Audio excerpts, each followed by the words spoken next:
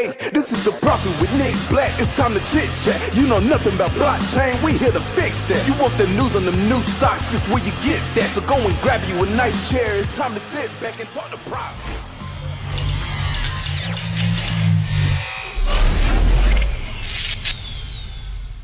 And we are going live with Nick Black in 5, 4, 3, 2. Pew, pew, pew, pew, pew, pew, pew, pew. Alternative Wealth Daily. No, there's no rhyme in there. Unfortunately, we can't get the pews and the 8 Alternative Wealth Daily, 8WDL to mesh together. But in your brain, I'm sure it's there. Brandon, how was your day? What are you talking about? Just go AWD. Pew, pew, pew. There you go. Pew, pew, pew, pew, pew, P. Because it's got pew, pew, AWP. Can't do it. Right. Yeah, I've tried it. I even going good though. Thanks for asking. I had a bunch of cheerleaders, high school cheerleaders practicing it. They couldn't get it done. So really, you hired the whole squad to come out to practice that. And that's how big we are in LA. We do it bigly. Yeah, I get that. We do it bigly in LA. I get that. We have a good show coming up today, actually, Nick. Look at all this stuff we have coming up. We have some good questions. We have some good information. Let's get into it. We'll talk about the market. We'll talk about office hours, obviously. APE token. We can talk about that real quick. Wah, wah, wah, wah. You say that, Nick, but honestly, Nick, can we talk about that right now for a sec? Let's talk about APE token right now. No, you finish your rundown, and I'll help you talk about APE token because I think it's interesting. Anyway, the rest of the rundown, Singularity DAO is very interesting for a variety of reasons. They released the data on their Dynasets, which I've got a little graph just to show you. It's a pew-pew graph for sure. And then we'll have some picks, but for the most part, we'll spend today with your questions. But let's revert back. Let's tackle the APE question first. The 600-pound gorilla coin question first. Okay, what are we going to cover on this thing? Because obviously you know it exists. I think everybody in chat knows what's happening right now. Does everybody understand what I took the liberty to make some little graphics myself that weren't even on your rundown just so that we could cover this. Go on. Yes. Go on. Check this out. Let's see what we got. So look what we got, Nick. And I kind of want to walk through this. Basically, the timeline of a Bored Ape Yacht Club member. Okay, so let's just kind of walk you through this. Right now, your mint of a monkey was $240 back in April of 2021. We're talking 0.08 Ethereum. Okay, real quick, let me qualify this. This is like saying if you had guessed all 6 lottery numbers randomly, then you would have won X amount of money. Okay, proceed forward. No. That's fair, and I see where you're going with that as well. But there are multiple people that did mint this thing and still have it today. What did you get from that? But multiple is 2. Multiple is 2. You know that, right? Okay, so let's just say you bought it on OpenSea for $600, $800. Okay, what did you get from this monkey? Let's just go over this because I don't think a lot of people know actually what you got from holding this little right-click screenshot. Okay, if you went and actually bought it on OpenSea, what have you received from the monkey? Okay, 1. You got some serum that was able to transform your monkey into a mutant ape. 2, you got a kennel, a little doggy, which is very ugly, by the way. Yeah. And then you got some ape coin dropped to you. Okay. Here's the floor prices of all those things today, along with the value of the ape coin that you got dropped for each one of those little items that you were given. The total value of your $240 monkey, sure enough, turned into just what basically Nick said. If you won the lottery and you guessed that you were going to actually find the one JPEG in the entire world that was actually going to do anything, you made $500 million or $500,000, which I think is very cool. Actually, it's very cool to see. I mean, you're right. I want you to compare that to the price of a lottery ticket for $1, where you win 100 million. It's the same GD thing. It is the same. And I say it's the same because when you looked at Bored Apes, the people that bought Bored Apes didn't buy them and go, man, this is the big one. They bought them and thought, well, why the hell not? Why not? It's an ape and it's facing to a certain direction and it's got a little party hat on.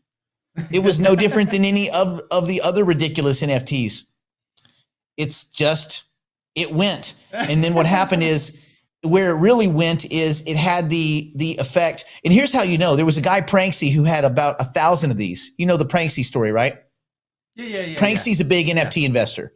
Yeah. Well, he started selling between 1 and 3 ETH, all of them. He kept a few.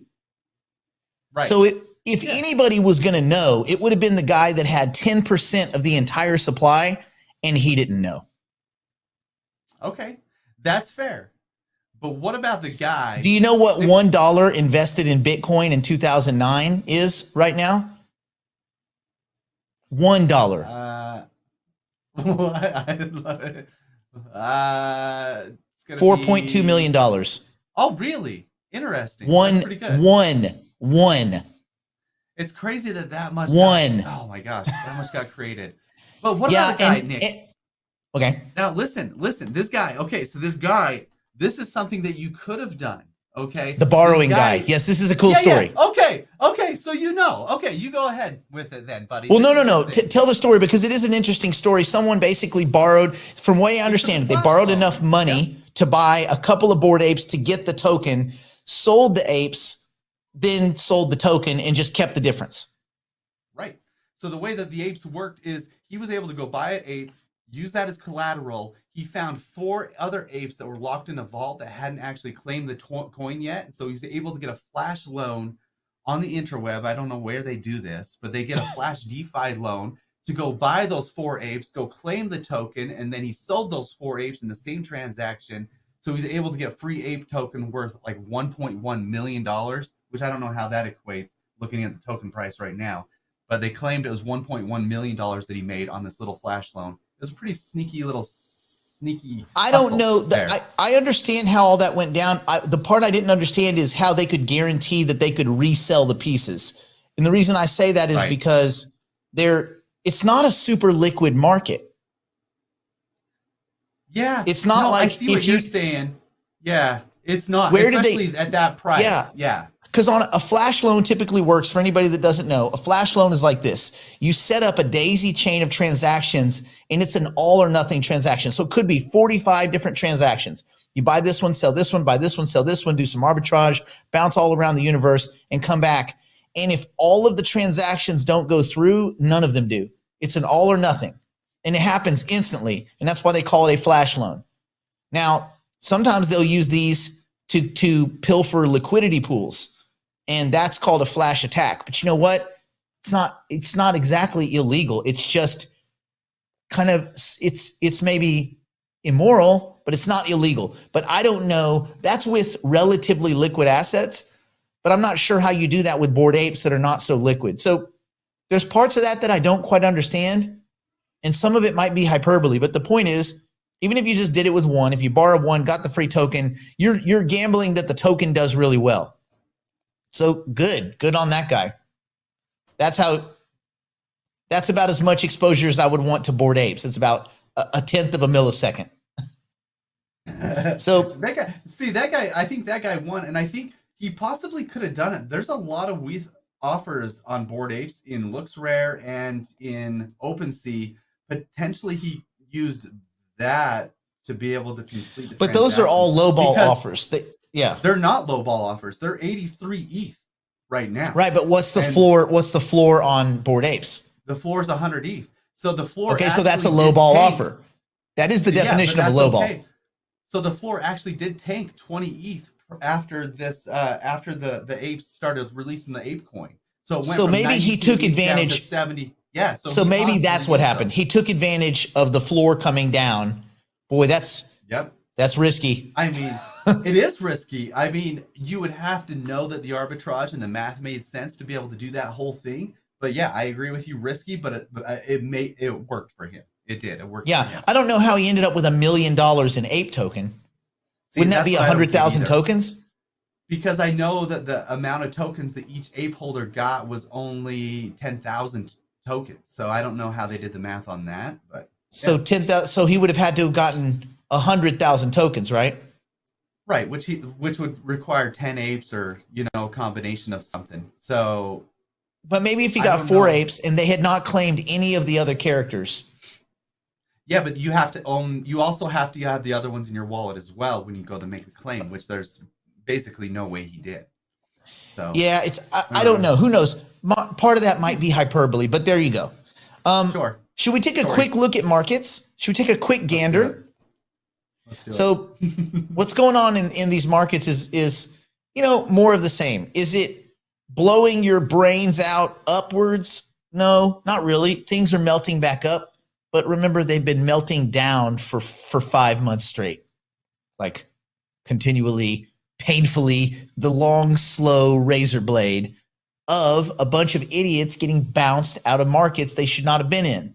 So good is cleaning out the markets. My guess is we probably slowly melt up, over a course of months, similar to the way we slowly melted down. But I don't think the world has materially changed in the last few days. But I do think that a lot of the bad news is out of the way. Seems like there was a little bit of relief coming. And this is why we've been talking about looking at your November cheat sheet. Look at the prices in November. And that may be where you want to be rebalancing your portfolio. So if we do some kind of November math on Bitcoin, we're at 42.8. Woo woo. We were at 69,000. Ethereum was at 40. It get up to 4,400 just for a minute during November. Cardano was at around $3. Polkadot was around 50. No one cares about Shiba. Matic was well over 2, approaching $3. Near was around $20. I think. Well, wait. Let me think. What was the high that Near touched? I know it was well over 16. So there may have been a few days where it got close to $20. Cosmos was right around 50. Algorand was 2 and change. So definitely like a 3x from here. Axie Infinity got over 100. I think it was around 95 for a minute. Phantom was at just about $3. Filecoin, we don't really care. Theta, unfortunately, we don't care. Flow has been getting kicked in the softies for a long time, but this time last year it was around $30. $30, $34, $35. Runes, some of the other tokens. One was well over 30 cents. Nexo was over $4. Audio was over $3. That was with the TikTok deal. Render almost touched $9. Fetch $1.16. Singularity DAO $6.50. Yes, $6.50. We're going to talk about Singularity DAO in a second. Matrix AI was over 12 cents. And that's a spammy dumpster coin, but people will buy it. My thesis is people will buy it when they're hunting for cheap AI tokens. AGIX was over 65 cents. NewNet had touched, well, this was in November because this was, they only just recently did their ICO, but they were over for a moment 22 cents. And LooksRare was trading what? $8, $7? Now, not that far back because LooksRare is only 3 months old, but so you have a cheat sheet. Everybody here has a cheat sheet. And so I think that, if you want to get an idea of where these assets can go. So if you have the assumption that the markets will get back to where they were last November, which wasn't any spectacular thing, then I think that that's your cheat sheet. And it should be relatively easy for most people to invest. If there's anything that you would lean into right now, Brandon, what's kind of on your radar? Right now, just looking at that list, really love Cardano. Oh, don't you dare. You're not allowed to own Cardano. This is what's going on before the show.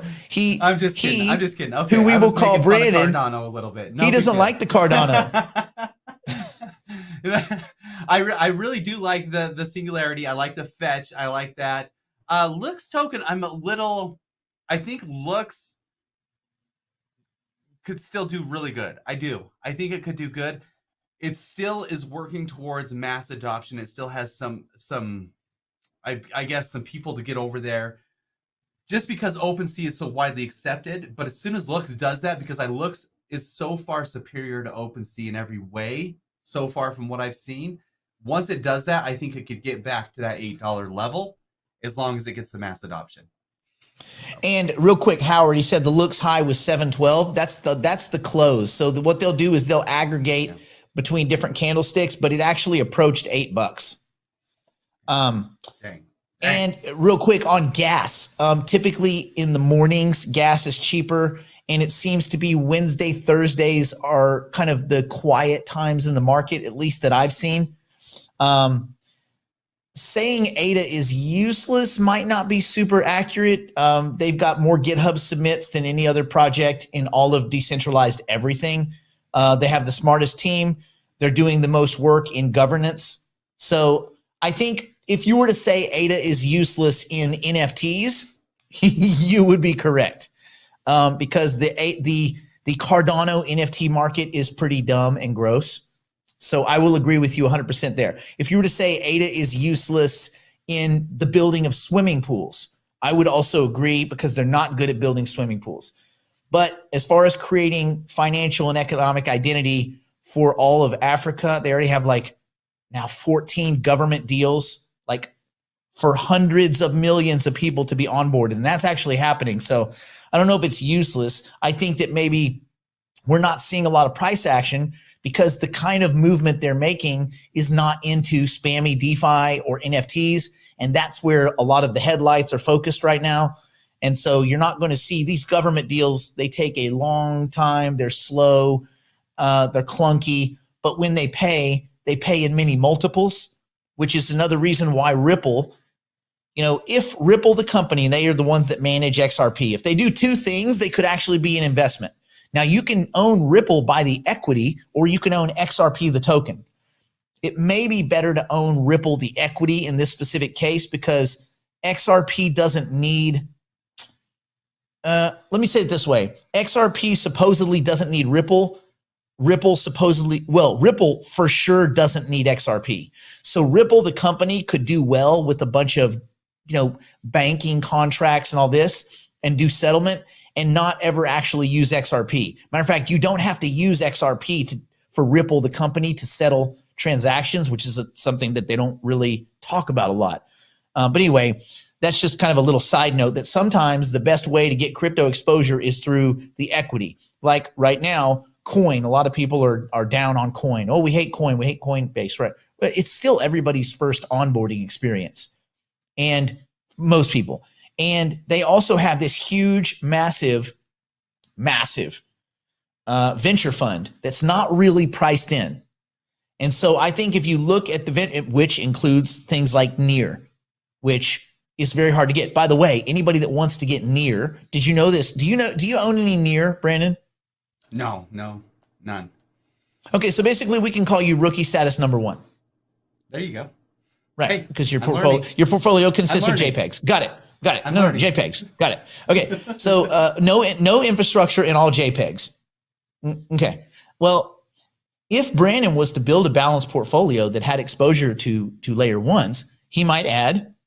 And I'm just gonna give you a little list, Brandon. If you feel like you could just record this section and play it back later. I could just jot this down. I'll jot some of these down, and maybe if I want to balance my portfolio out of all the pictures that I own, then if you just want something other than pictures, you might have Ethereum, Cardano, Polkadot. You might have some NEAR, some Cosmos, some Algorand. You might have some, some Matic and some One for some layer 2 exposure, and then you can have your JPEGs. However, NEAR is available on Nexo, so while they're not paying the ridiculous interest, you can go over to Nexo, you can get your NEAR, transfer it to the actual NEAR, the protocol, their website, their wallet, create a wallet, stake it right there. You're getting 10%.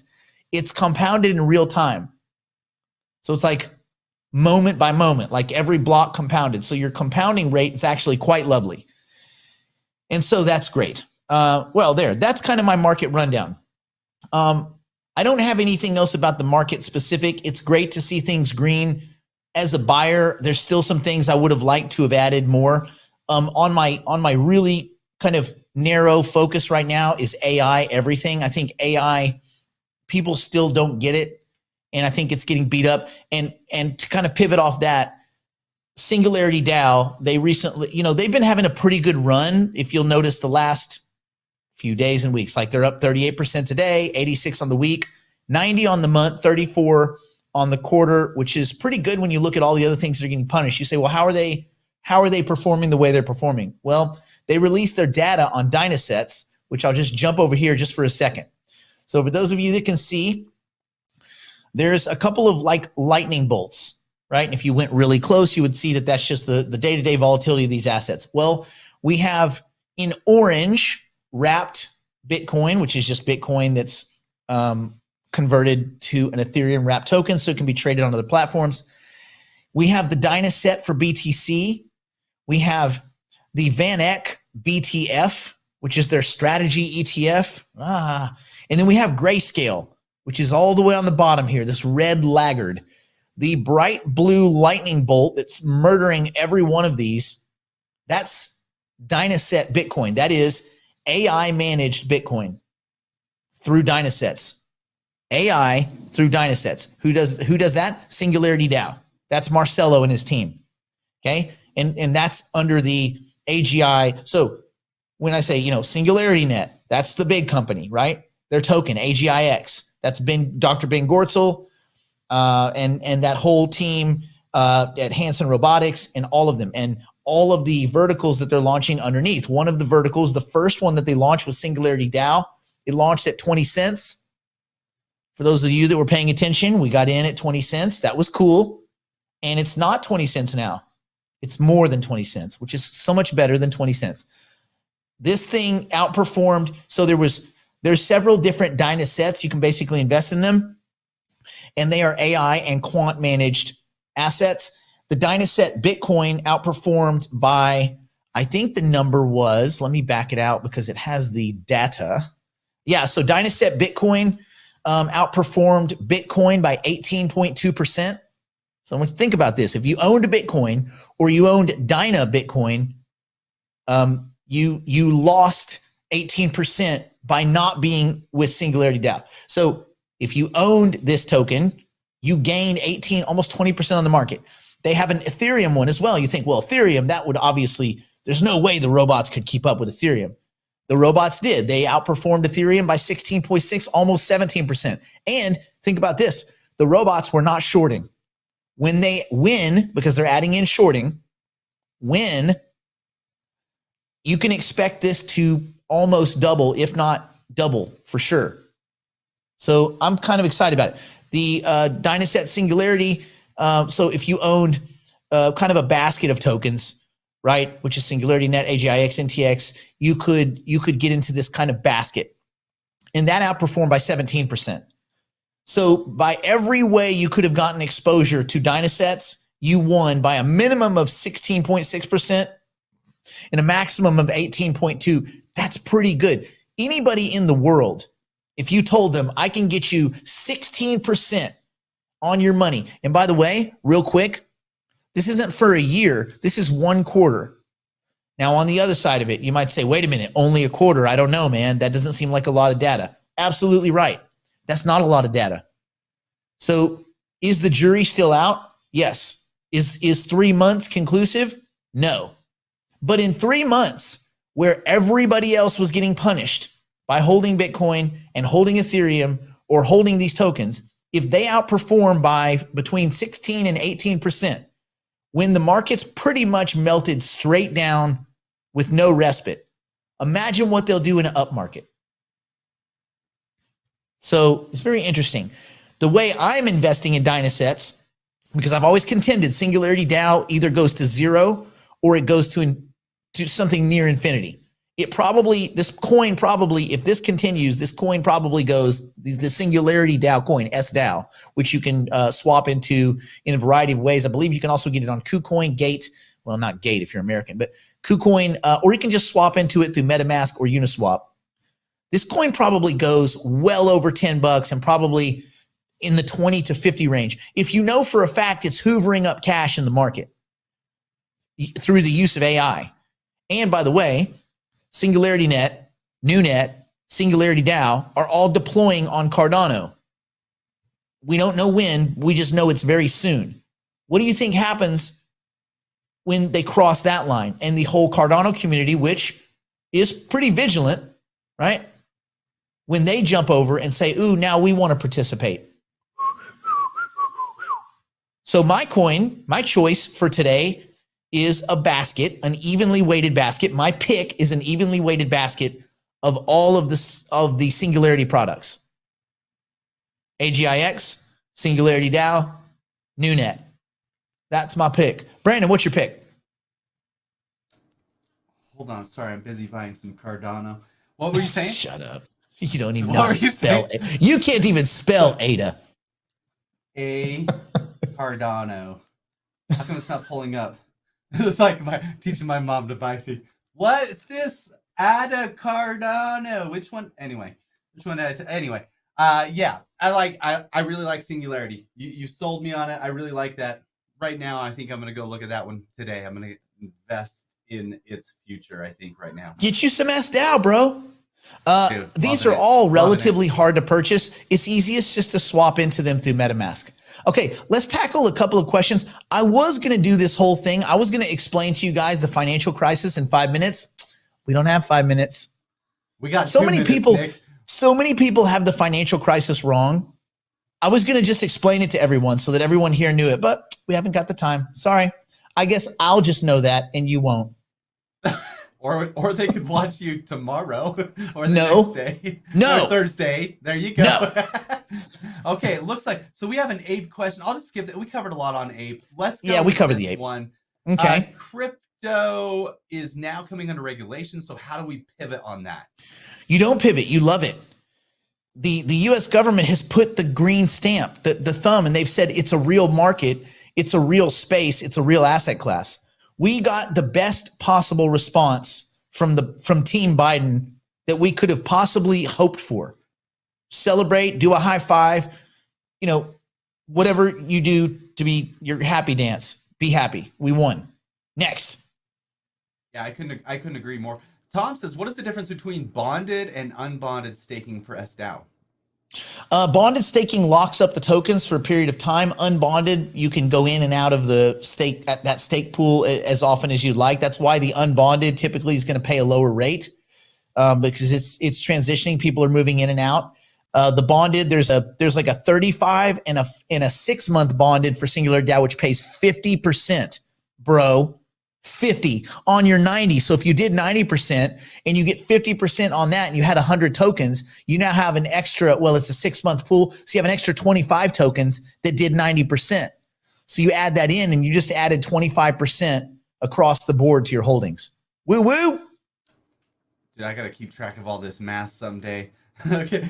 Next, OPR. Yeah, it's the key to the universe, bro. It's key to the universe. Can you help me with my maths? They're really hard. OPR has split up the entire globe into hexagons and is selling them. They have a play-to-pay system that is actually being used. What do you think about that? I think any of these have an opportunity. I think there's so many pay-to-play, play-to-pay, get paid to do this, get paid to do that thing. I mean, there's all these cool things. I don't know how many people are playing them. I see people there's probably more investors than players. So I just don't know where to go. I think that's a gamble, and then that becomes lottery tickets. And I'm just not a big fan of lottery tickets in general. That's why I would only allow 5% of my portfolio to be exposed to lottery tickets. And this is that. If you like it, it's one of right here. Okay, yeah, let's do this. Go spend $511,000 on Bored Apes. Go buy all these and the token and see what happens a year from now. You want to take that bet? No, that doesn't have the upside that I'd love to see. Okay? What? I want to spend $240. All right, Nick, we're wrapping this up. We're out of time. Let's wrap it. We're out of time. Okay, stay out of trouble, stay in school. Don't do anything my poor insolvent drunk strung out on meth or Brandon or even Eric. We got to include Eric. Don't do anything any of them wouldn't do, which is basically nothing. And yeah, have a great day. We'll see you Thursday. Pew, pew. Hello, everyone. I'm Olivia Vaz, and with me is Garrett Baldwin, and we are celebrating our birthday. That's right, Vaz. 1 year ago, Money Morning Live went on the air for the first time. That was back when the pandemic was still raging, Putin was minding his own business, and Meta was still Facebook. We want to invite you to our 1 year birthday party because without you all, we would not be here. So join us on March 24th at 7 o'clock p.m. Eastern Standard Time for our 1 year anniversary event. We'll have all of your favorite traders here popping in: Mark Sebastian, Tom Gentile, Kenny Glick, Chris Johnson, and most importantly, I'll be there as well. Hey, Garrett, I'm going to be there too. We're all going to have a look back on some of our biggest hits and misses over the year, a deep dive into all of our portfolios. And when I say deep dive, I mean it. That's right. For the first and possibly only time, we're going to open up all of our active portfolios to everyone, good or bad. As you can see from the past year, we do things a little differently here. Who do you know that does this? Nobody. We're also giving out gifts galore to everyone who shows up. And that's not all. We have a massive exclusive announcement and a top secret guest that not even a special agent like myself could uncover. Big announcements, big traders, and big money. You have to be there to see it. Sign up right now. And remember to tune in on March 24th at 7 p.m. Eastern and for our pre-show, special pre-show starting at 6:20 p.m. Eastern. You really don't want to miss this. We'll see you there.